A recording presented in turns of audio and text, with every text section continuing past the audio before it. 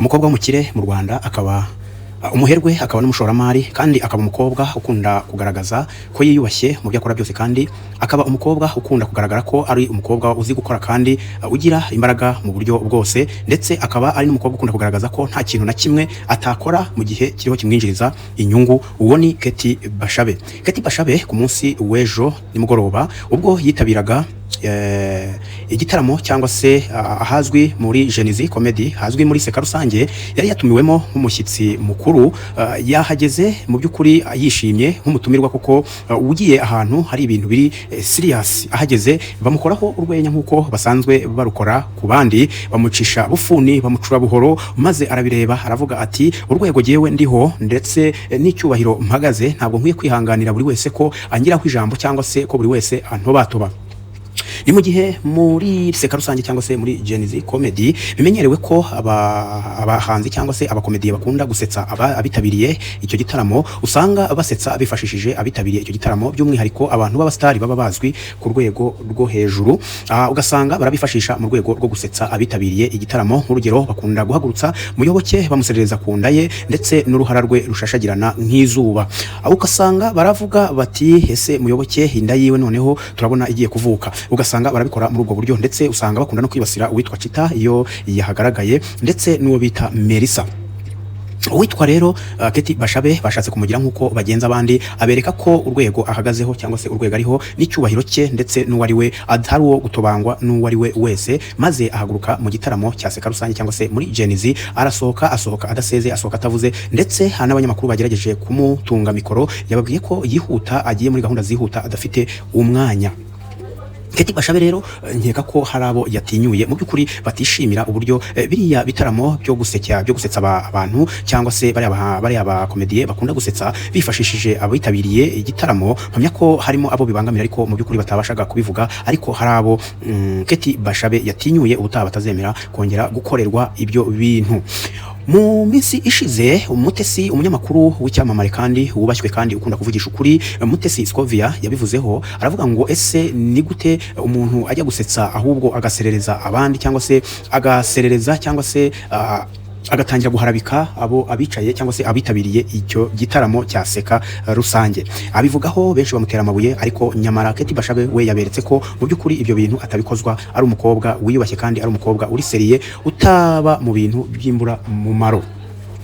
Rero nk'uko benshi byagiye byandikwa ku mbuga nkoranyambaga, Keti Bashabe yagiye yandikwaho mu buryo butandukanye, ibinyamakuru byinshi byakomeje kugenda bimwandikaho, ariko mu by'ukuri dusubiye inyuma, Keti Bashabe nta wamunenga ku byo yakoze, nta n'uwamugayira ibyo yakoze. Nk'umutumirwa wiyubashye wari watumiwe muri kiriya gitaramo cyangwa se muri iriya Seka Rusange, yari afite ubutumwa yateguye ari buze guha abari bari aho ngaho, ariko bitari byo kumucisha bugufi, kumuzungaguza, kumucura bufuni na buhoro mu bintu biba bitarimo icyubahiro na gito, mu bintu ubona bigayitse kandi bisuzuguritse, ariko bikitwa ngo n'urwenya. Mu by'ukuri nabwira ukuriye biriya rushanwa ari we Merci ko biriya bintu yakwiriye kubikosora. Nibura umuntu ugiye gukora umuntu ku rwenya, cyangwa se ugiye gukoresha umuntu wicaye aho ngaho amukoresha urwenya, akabanza nibura akamuvugisha, akumva uburyo ki ari bubyitwaremo, cyangwa se akumva niba ari bubyemere. Nibura bakamukoraho urwenya abizi ku buryo bidahungabanya amarangamutima ye cyangwa se imitekerereze ye, kuko buri wese akunda private secret yiwe mu buryo bumwe cyangwa ubundi. Nta muntu n'umwe ujya ukunda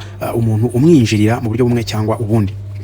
Niyo mpamvu rero jewe mbagira inama, mwajya nibura mubanza kuvugisha umuntu muri buze gukoraho urwenya, wumva uri buze kumukoraho urwenya, ukabanza ukamuvugisha, nibura ukaza kumva ko ari buze kubyemera, kuko ni isomo rikomeye cyane ryagaragaye cyangwa se byigiwe kuri Keti Bashabe, uburyo yasohotse kandi mu by'ukuri yari yatumiwe nk'umuntu ufite icyo ari buze kugeza ku bantu bari bitabiriye icyo gitaramo cyangwa se bari bitabiriye iyo Seka Rusange. Nka Merci rero ukuriye iyo project, ndumva mu by'ukuri rwose ukwiriye kugira uburyo uganiriza abajene bawe, ukwiriye kuganiriza abacomedians bawe ku buryo bajya babanza guteguza umuntu bagiye gukoraho urwenya. Nibyo birashoboka wakoraho umuntu urwenya, ariko ukabanza kumubwira kugira ngo ataza gutungurwa cyangwa se akaza kumva asuzuguwe mu mbaga cyangwa se imbere y'imbaga y'abantu bitabiriye icyo gitaramo. ngayo nguko rero nguko uko byari bimeze nimugoroba, nguko uko byari byifashe. Watumiwe cyangwa se watumiye yasigaye yifashe ku munwa avuga tese koko ni ibiki bibaye, ni bite bigenze gute, yibaza uko bigenze. Nyamara mu by'ukuri hari abantu badakunda imikino y'agasuzuguro cyangwa se yo gusuzugura umuntu. Hari abantu mu by'ukuri baba bari serious, badakunda ibintu bigayitse cyangwa se badakunda abantu bavugaho ibintu bigayitse mu ruhame.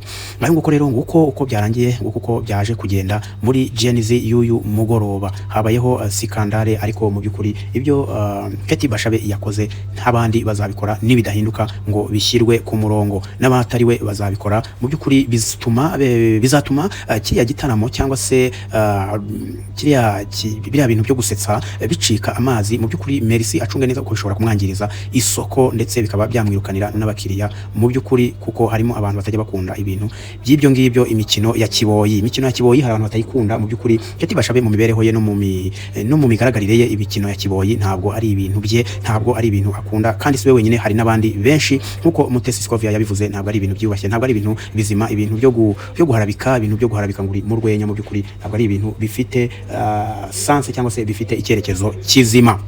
Ngayo nguko rero nguko uko bimeze. Uwitwa Merci akwiriye kugira icyo ahindura mu ruganda rwe rwa Seka Rusange.